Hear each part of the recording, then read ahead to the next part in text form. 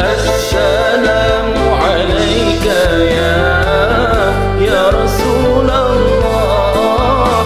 السلام عليك يا حبيبي يا نبي الله. Assalamualaikum warahmatullahi wabarakatuh.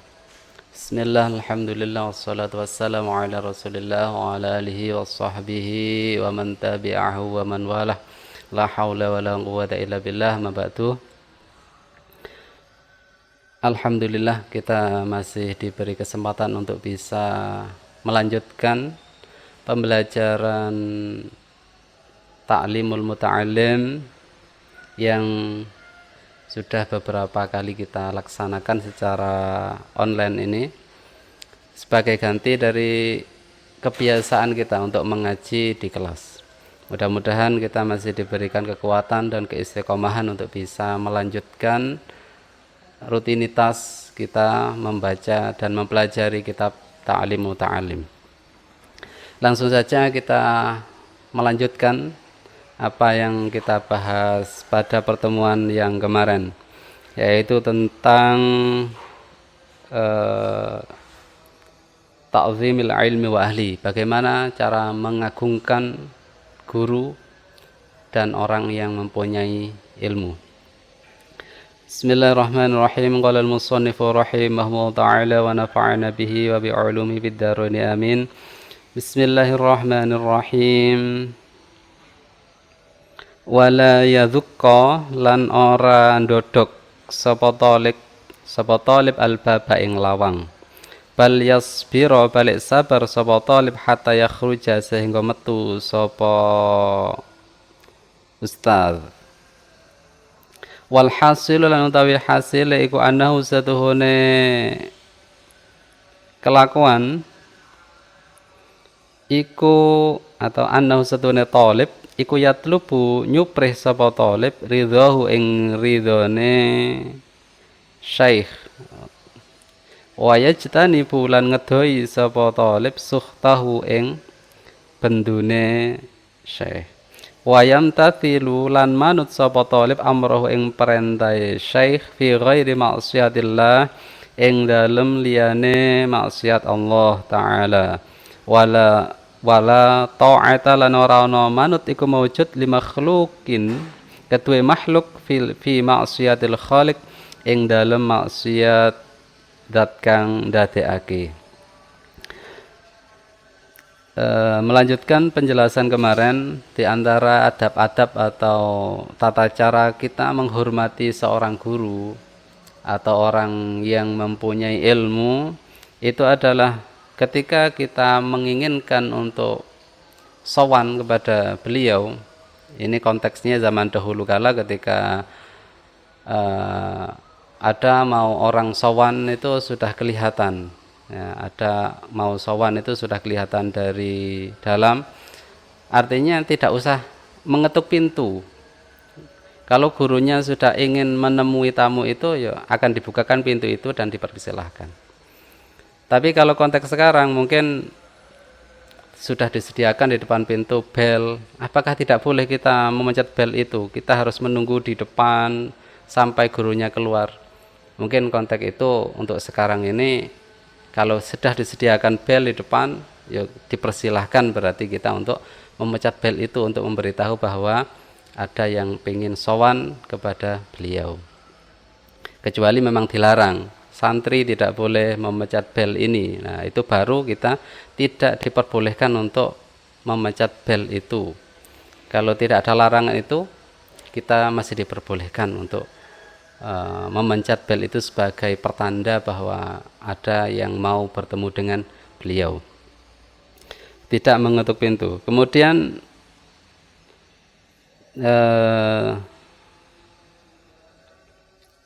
hasil dari itu semua, kesimpulannya dari yang di atas kemarin itu, seorang santri dituntut untuk mencari ridho, mencari keridhaan dari guru.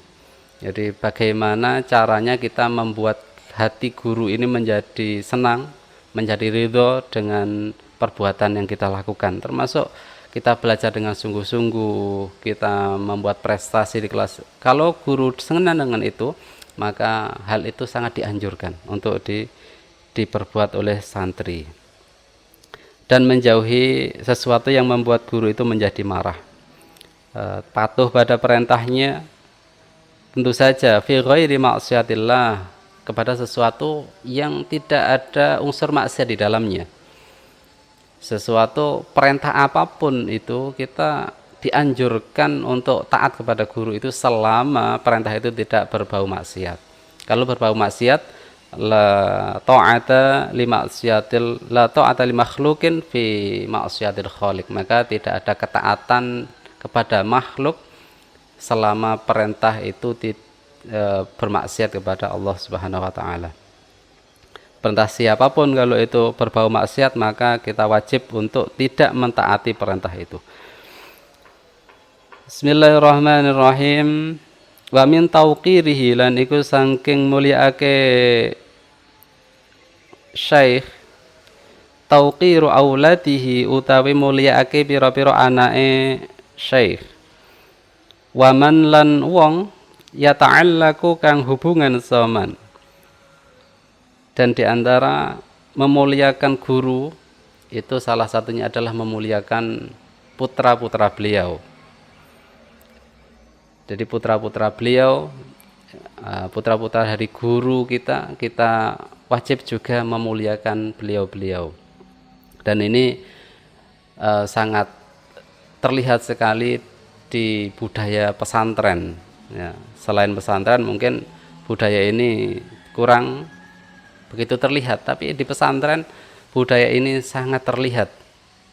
Nah, sangat terlihat. Ini sebagai aplikasi dari pengamalan kitab Ta'limul Muta'allim yang ini dipelajari khususnya di pesantren. Di lain pesantren mungkin tidak ada pembelajaran seperti kitab Ta'limul Muta'allim, maka di pesantren suatu yang wajib mempelajari kitab ini, karena memang sudah dari awal, dari dulu kala tradisi pesantren memang seperti itu. Jadi menghormati guru dan keluarganya tentunya.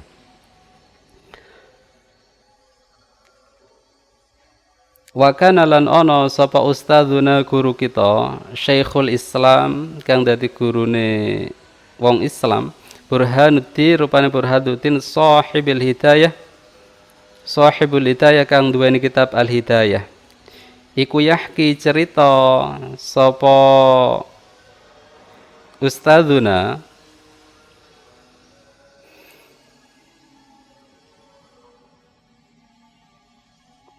anna wahidan sedene wong siji min kibari aimmati Bukhara, saking pira-pira gedene pira-pira imame tanah Bukhara, iku kana ana sapa wahidan, iku yajlis sulungguh sapa wahidan majlis adarsi ing majelis belajar. Wa kana lan sapa wahidan iku yakumu jumeneng utawa ngadeg sapa wahidan fi khalali darsi ing dalem sela-selane belajar, ahyanan ing dalem saknalika. Wa sa'al lan takon sapa kaum anhu sangi wahidan, wa yaqulan ngucap sapa wahidan, inna bana ustadzi, setuhune anake guru ingsun iku yal'abu dulinan sapa ibna ustadzi ma'as subyani sartane pira-pira bocah fi sakkati ing dalem lorong. Fa idza ra'aitu, mongko nalikane ningali sapa ingsun hu ing ibna ustadzi, akumu mongko ngadeg sapa ingsun lahu krana ibna ustadzi ta'ziman krana ngagungake li ustadzi maring guru ingsun. Di sini ada cerita dari seorang ulama namanya Ustadz Burhanuddin yang mempunyai kitab Al-Hidayah. Beliau bercerita pada suatu ketika ada seorang pembesar ulama di tanah Bukhara.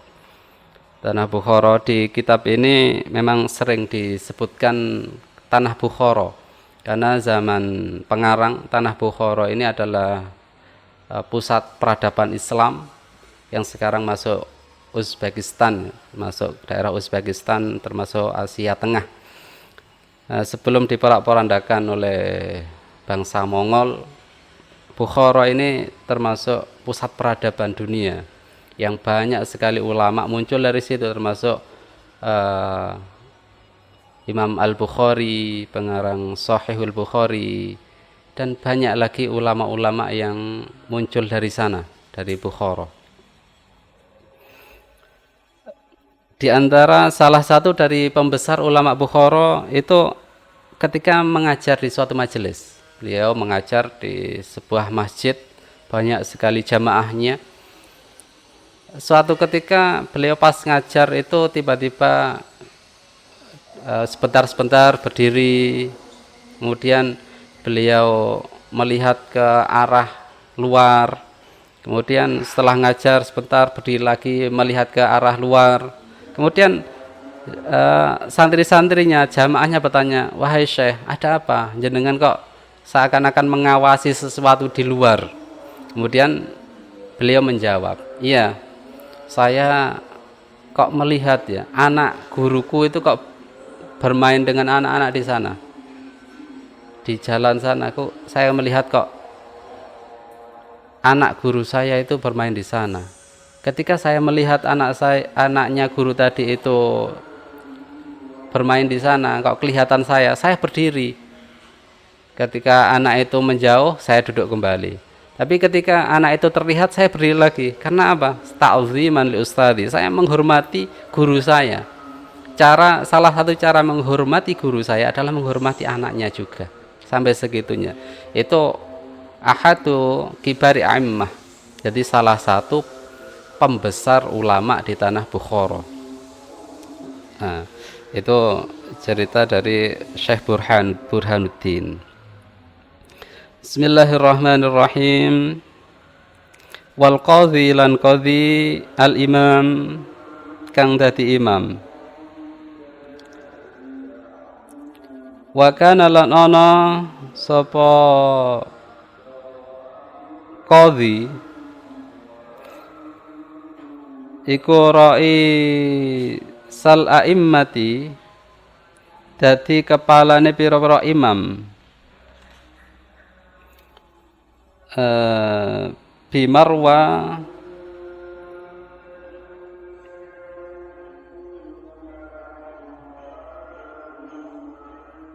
ing dalam tanah Marwa. Ini tulisannya sebentar.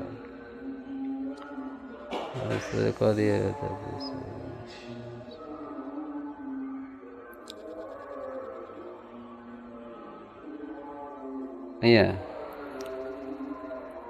Ing dalam tanah Marwa. Wa kana lan ana sapa qadhi, wa kana lan ana sapa sultanu raja iku yahtari memuliaake sapa sultan hu ing qadhi ghayatul ihtirami kelawan katoke mulyaake.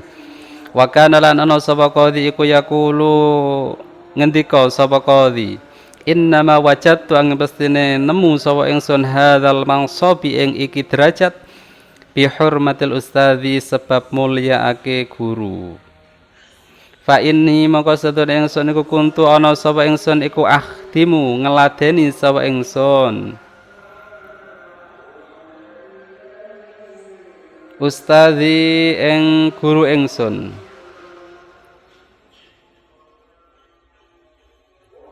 Al-Qadhi rupane Al-Qadhi Aba Yazid, rupane Qadhi Aba Yazid Ad-Dabusi. Wa kuntu lan ana sapa ingsun iku akhdimu ngeladeni sapa ingsun hu ing Al-Qadhi Abu Yazid. Wa atbahu lan masak sapa ingsun ta'aman ing panganan. Wa ta'amahu ing panganane Al-Qadhi. Wala aku lan ora mangan sapa ingsun minhu saking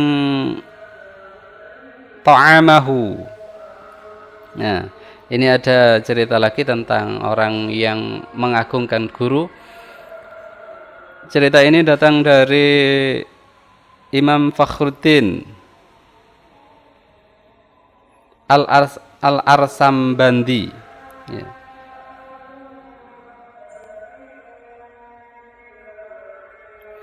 Ya, tadi kelewatan membacanya. Jadi Al-Qadhi Imam Fakhruddin Al-Arsambandi. Beliau adalah pemimpin para imam, pemimpin para imam ulama. Jadi pemimpin para ulama-ulama pada zamannya di tanah Marwa. Di sini ceritakan bahwa raja itu sangat pemimpin atau umara, sultan di sini pemimpin seorang raja pada waktu itu sangat memuliakan beliau. Jadi beliau adalah ulama yang harismatik yang disegani oleh para pejabat, bahkan kalau sekarang presiden, pemimpin suatu negara itu sangat memuliakan beliau. Beliau pernah bercerita bahwa saya mendapatkan derajat ini, bisa seperti ini kata beliau, karena barokah dari menghormati guru, barokah dari memuliakan guru.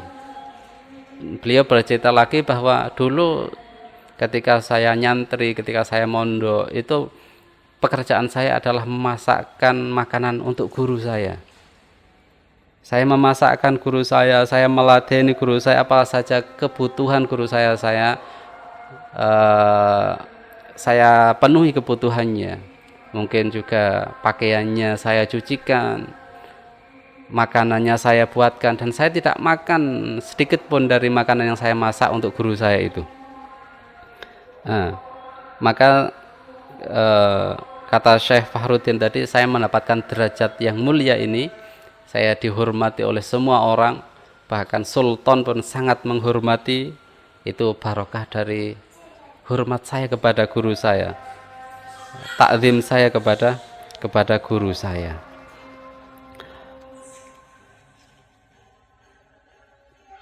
Mungkin itu saja pertemuan kali ini. Mungkin kita lanjutkan untuk waktu yang akan datang, pembahasan tentang fadlul ilmi wa ahlihi. Mungkin itu dari kami. Jika ada kurang lebihnya mohon maaf. Ihdinas shiratal mustaqim. Wallahul muwaffiq ila aqwamit thoriq. Wassalamualaikum warahmatullahi wabarakatuh.